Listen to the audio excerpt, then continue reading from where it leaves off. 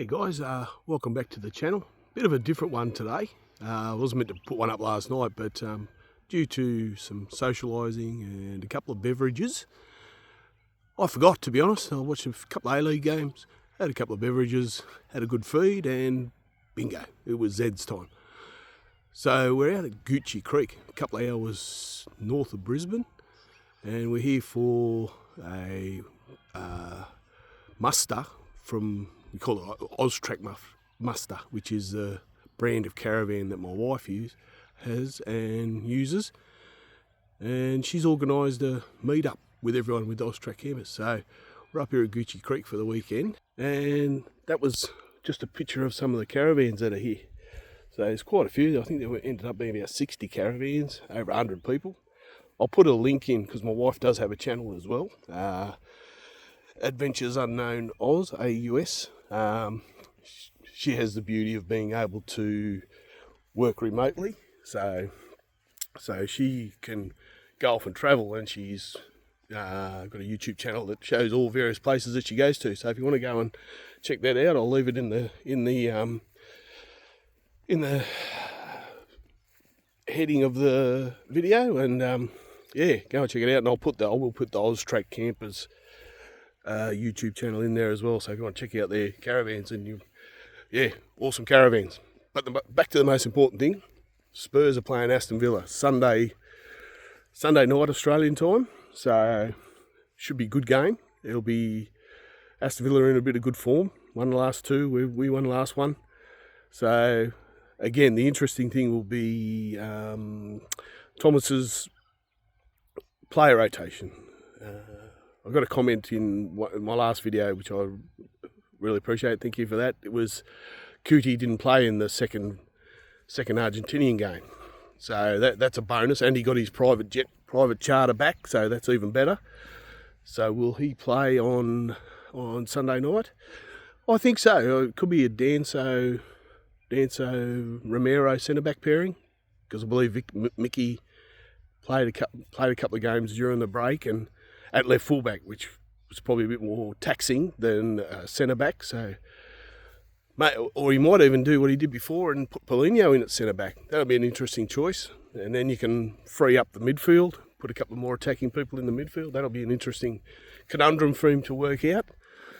As I say, we had that good win, and they're in form, so it's going to be an interesting battle, I think, on Sunday night. I believe that we'll be very hard to score against again. Sorry. It's all this country air. It's beautiful out here. Oh, sweet. Working thing, so you've got to dodge the cow pats.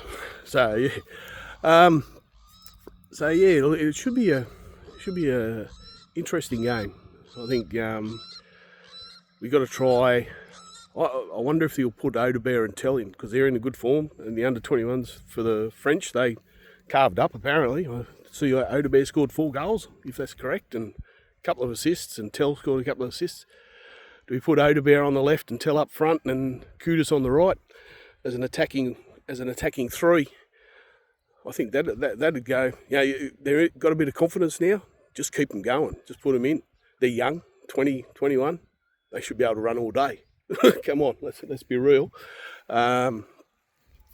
And then in your midfield, depending on your centre-back pairing, I guess you could have Bergvall, because I don't think he played 2 full games during the break. I'm not 100% sure. Again, I haven't done a lot of study. I know someone on X put up a thing of all the Tottenham players and how many games they play. I do remember the comment about Romero, but I can't remember the stats of the game time the players played during the international break. But it'll be interesting.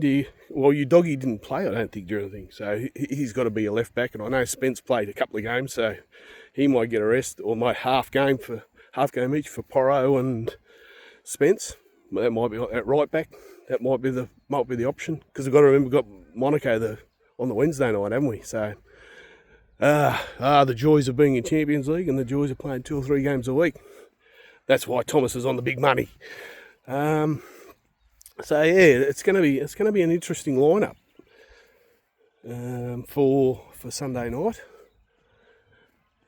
just hope I hope they give Bear and Tell a go up front, because obviously they've got something going on, and it proved during the under-21s that they work well together. So yeah, so it's going to be an interesting conundrum for old Thomas. But yeah, just trying to think now. What was the other thing? There was a couple of other things I was going to mention, but yeah, also because I'm an Aussie, the A-League started last night, and Brisbane Roar, my team, had a good win. So that's always a bonus, and Adelaide had a very good win too.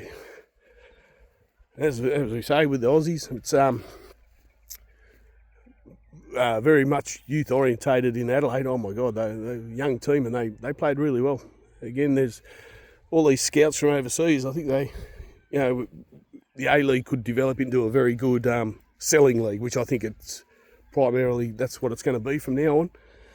And a lot of the youngsters, especially Adelaide, they just keep producing youngsters after youngsters, and some of them are technically very, very good, which Australian football desperately needs.